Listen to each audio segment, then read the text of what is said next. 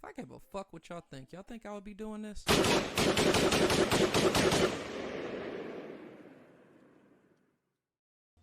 Welcome to the FMFU podcast, the podcast that's from me, for us. Vulgar but true, real and never fake.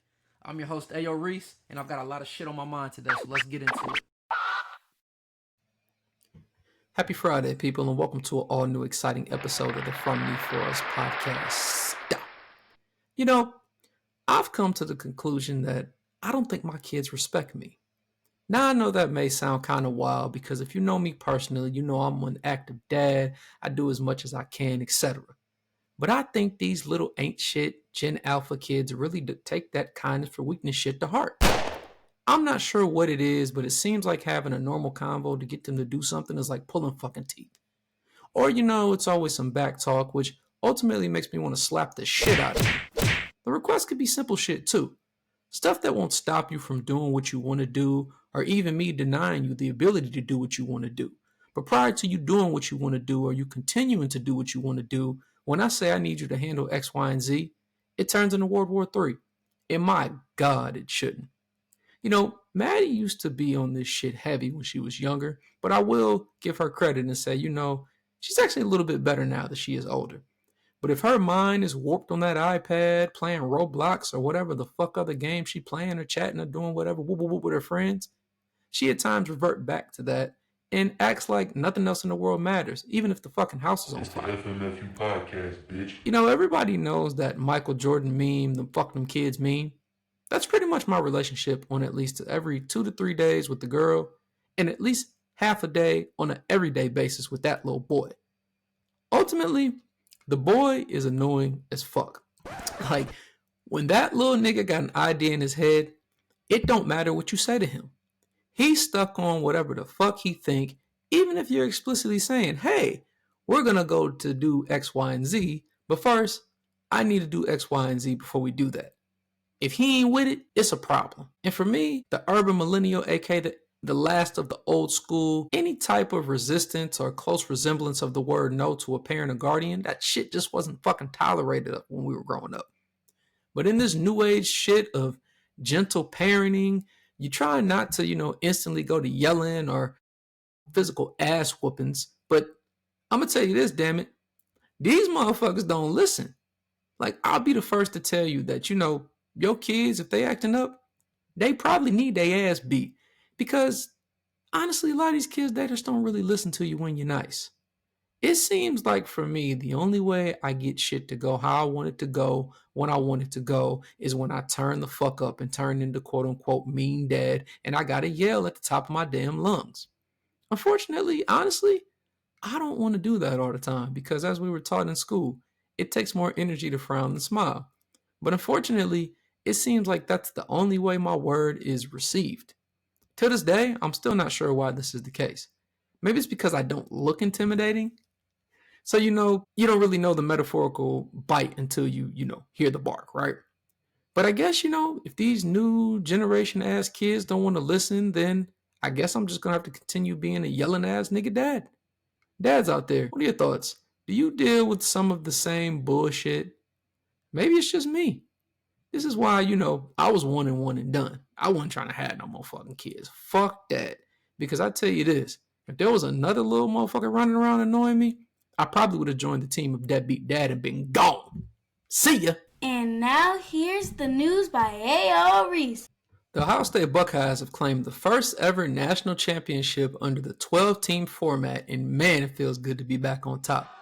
It seems like the Buckeyes are always the first to do something because OSU, they were the first team to win the 4-man playoff format championship as well back in 2015. So, hey, as an Ohio native, I'm always down to be the first to do something. With such a horrifying loss to Michigan and all the fuck Ryan Day posts that were rampant online, the team did rally on a sensational run throughout the playoffs, smacking Tennessee, Oregon, Texas, and finally Notre Dame and their coach with the black dye in his hair. It was a good Monday for me, and ain't really much else to say except, fuck you if you doubted us, you stupid motherfuckers. But, good day to be a Buckeye fan for real. Shortened week. It's been a great week outside of the cold that's been down here in Georgia. You see, I'm hoodied up because it's fucking freezing. But it's been a really good week to be a Buckeye fan, and you got to really take that into consideration because honestly, shit, Northeast Ohio, we ain't got shit to look forward to with football.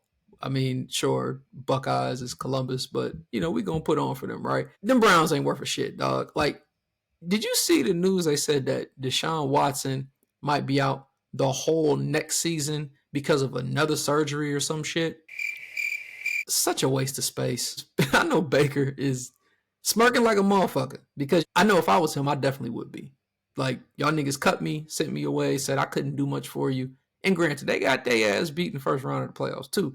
But hey, still further than what the fuck we doing, right? But anyways, shout out to the Buckeyes again. And let's see what we're able to accomplish in the future because me, we get a win, cool. Let's celebrate. But I'm never satisfied. I'm always looking for another one. But, ironically enough, on that Martin Luther King Jr. Monday, the same day as the national championship, old Dump was sworn into his second term as the President of the United States of America. To be quite frank, I don't really have much else to say about it with him getting sworn in at this point. At least nothing else to say that I haven't already said. The motherfucker won, and at this point, it just is what it is. I really don't want to see all the posts from the Kamala Warriors because it doesn't matter, and there isn't shit we can do about it once a motherfucker won an election. As I've said before to all my fellow political Power Rangers out there, try to learn and take advantage of these times ahead. Now is the most important time than ever to really know what the hell this dude is going to be trying to implement while he's in office.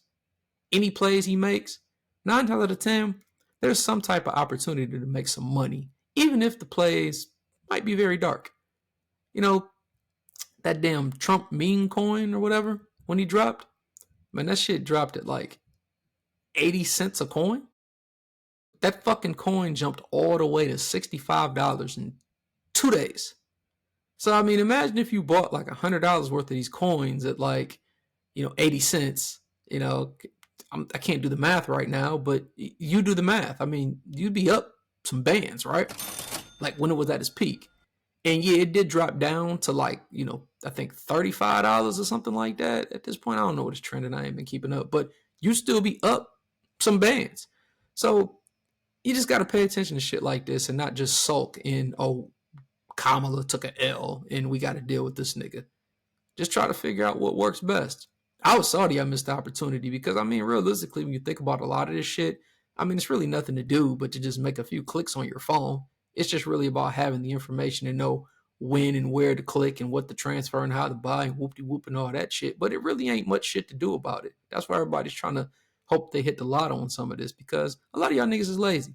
But who really would have known this was going to happen, right? Nobody, unless you really have that information. And this is where having the information will help you out, and really trying to understand like what you don't know will help you out too. Even if there's things going on that are coming from somebody running the country who you aren't the biggest fan of them, right? We can't let names and shit stop our opportunities. His name is on that meme coin, for example, but don't let that stop you from throwing small amount of money out there to gain potential long-term wealth for your family. We still in this capitalist country, man, and it's not going to get less expensive. Kids' activities are not going to get any cheaper, and it's going to continue to be a crazy gap between the poor and the wealthy, and you got to try to figure out which side you want to be able to get on. And I totally understand it, from people of all aspects of life, from, lower income people to even people that are on the higher end of making money, but still trying to think about how can I put myself in a position to survive throughout not just these 4 years, but after. And things like that, and thinking about things like that is why I honestly really don't give a fuck about that Snoop and that Rick Ross and that Nelly shit. It's all fodder to me at this point. Like, it just doesn't matter. Like, sure, maybe throw tomatoes at me for saying that, but I just think it doesn't matter. But let me catch you up because I guess, I'm reporting the news here. So if you've been under a rock, Snoop and Nelly and Rick Ross kind of been skating, but whatever. These three have been under fire because, Snoop and Ross, they performed at Trump's crypto ball and Nelly had performed during Trump's inauguration. So, of course, the internet, they went into a frenzy about this. Mostly Snoop was getting killed because of his comments 4 years ago about, Kanye being a coon or something like that. And, Nelly was in the headlines because, he got interviewed. So some of his recent comments have been a little whatever, but he pretty much was defending on why he decided to perform at the inauguration. So, like, in my opinion, I kind of look at these performances the same way as I look at a regular person having to work at a company that is hella conservative and the CEO, VP, or whoever is a big, dump supporter. Like, we can't just quit our jobs because, we got family to feed, right? Like, I can't just quit my job because, like, oh, the CEO supports this guy. I can't work no more. I got to feed my family. What's the difference between, performing as a musical act for a bag? And what you got to keep in mind, the money for musical performers or artists or actors or anybody isn't always like a guaranteed salary. Like, you're basically a forever contractor per se because you sign contracts. And when the money calls, depending on the type of bag it is, you have to weigh options and ultimately choose, what the fuck you want to do, right? So really, if we ask ourselves, what's the difference between getting that bag, even if you aren't the biggest supporter of said person, and you're donating to the needy, which the needy can be your family. It can be who you take care of. In my eyes, I just think it's the same concept as working as one of these conservative CEO companies to me. Now, granted, you could always look to find other avenues. I do agree with that. But if the avenues aren't there, you're going to take it, right? I mean, I think this kind of goes into a lot of internet fodder and how the shit just really is just white noise. I just think because if we really look at it, all of these big companies got some type of issue and probably don't really fuck with us. I mean, we talked about this some years ago when we talked about the George Floyd stuff and the H&M, coolest monkey in the jungle ad and stuff like that. And there was all this outrage. But one thing I had always said was like, I can't remember all the companies, but Pepsi and Chick-fil-A and whoever else I was naming in this episode, niggas wasn't giving that shit up, man. Like, if we were doing that, then you probably would have to give up like everything because unfortunately, the motherfuckers own like everything. And if it's your vice, you ain't giving that shit up. So I just feel like it's a lot of pick and choose when to be outraged type of shit. And it's really annoying because a lot of that internet discussion and outrage and watching videos and commenting, blah, blah, blah, blah, blah, it doesn't really execute any real change. And it's just a bunch of noise to me. Like, I just don't like it. I've never been somebody who likes to talk about things. It's more so like, what are you going to do to make that change? Now, I will say this to be objective. Like, the Snoop slander a little bit, I do understand some of that backlash because some of the comments from a few years ago when, like I said, he was calling Kanye a coon or jigaboo or whatever, people are going to remember that's the last thing you said. But what happens is we fail to forget that, people are entitled to change their mind as time goes on. I think we forget that this is, an option, especially not even speaking specific to this situation, but if you gain more information about things as time goes on, you are entitled to change your mind, and that's okay. But I think on the contrary, which maybe Snoop misstepped, is if you're a public figure, and if you've been standing on business on something for however long, or that's the last thing you commented on about it, you probably need to address your stance to the public, if it did change, because, I mean, the internet keeps its receipts, and that shit is always going to come back to bite you if you just blatantly ignore or refuse to address it. So, that's just that. Nelly's comments about respecting the office and things, I mean, I get it. Even if it's true, I think it can be taken in bad taste to, explicitly say this. And, for him, if somebody who I think hasn't made any comments before at all, his best bet was probably just to perform and not say shit. You got a newborn, you done spun the block. Nigga, get your paper and lay low, bro. You know what I mean? But I mean, hey, this is just my humble opinion. I'm not a superstar. To each his own. If you feel you need to handle that a certain way, handle it that way. But just know if you pick the incorrect way, that's where the backlash is going to come. But in conclusion, I just think, for the next 4 years, we're going to be in for a wild ride. And you better be ready to buckle up, because if you're not, it's going to be real rough for a minute out here. I tell you that. It's the FMFU podcast, bitch. So, I got a real question. Why do women have the concept of getting what they want in a relationship backwards? Now, maybe it's a pride thing or something like they're incapable of understanding, but, getting what you want in a relationship, I don't think it's really that hard. I feel like most women think of like pussy like a reward. Oh, you bought me X, Y, and Z for the holiday. So you know what you finna get? Yeah, coochie. Man, nah. Pussy ain't no gift for services received. But I do think in a relationship, you probably could look at it as quote unquote legal tender for your day-to-day / non-giving holiday tasks. Like, ladies, I'm gonna keep it real simple for you. If you want your man to do whatever you want around the house, just suck a dick. Just suck a dick. It's not that hard. You want him to take out the trash and clean? Suck a dick. You want him to vacuum the carpet? Suck a dick. You want him to wash your car? Suck a dick. You want a back rub or any other annoying fucking favor you ask? You guessed it right. Suck a dick. It's not that complicated. As men, it's easy for us to not be as angry when we're relaxed. And if we're sucked, fucked, and fed, we probably won't give a fuck what you ask us to do for you. Climb on the fucking roof of the house and put up Christmas lights. Jump off that bitch into the pool. It don't matter. I'm relaxed now. I just feel like there's too much, oh, well, you did this for me. Now I'm going to open up for you. Nah, I think that's where there usually is problems. I shouldn't feel obligated to have to do tasks in a relationship like hoping some shit's gonna go down. Because if I do all this nice stuff all day and you flake, I'm not gonna be as enthused to do anything you ask me to do because I'm doing all this shit and you ain't sucked a dick. Like, why would I want to happily do you a favor when I'm walking around the house with an unsucked dick? It's simple logic, ladies. So my campaign for 2025 is head, shoulders, knees, and toes. You figure it out.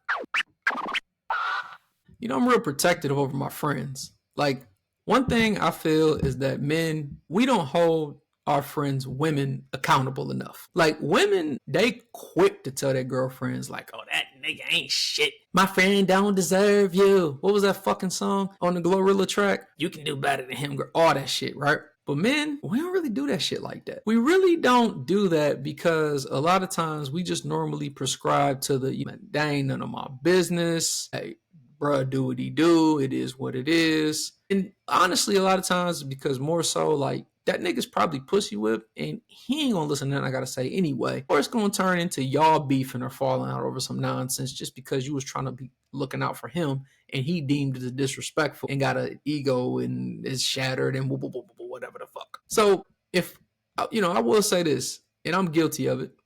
If I have a friend and he dealing with a chick and I feel like, she ain't really bringing no value, I'll be honest, I'm probably gonna be looking at her away like, what do you do? Like, is that wrong? Is that shallow? I don't know. But that's just how I'm looking at it. Especially if I know I got friends doing the damn thing and you just not doing shit. I feel that, women should bring things to the table just as much as men do besides some pussy. Yeah, sure, I just went on a big rant about suck a dick to get him to do what you do, but that don't mean be a sucking dick bum bitch. Get a hobby. Do something. Sell dope, do hair, and babysit in the same house. Goddamn it, figure it out. And then when you get to that starting point, you got to ask yourself from a inspect and adapt process, what are you doing to better yourself and elevate yourself besides that? Why my friend got to deal with all this shit? At the end of the day, I just feel that we got to know our worth as men just as much as the women.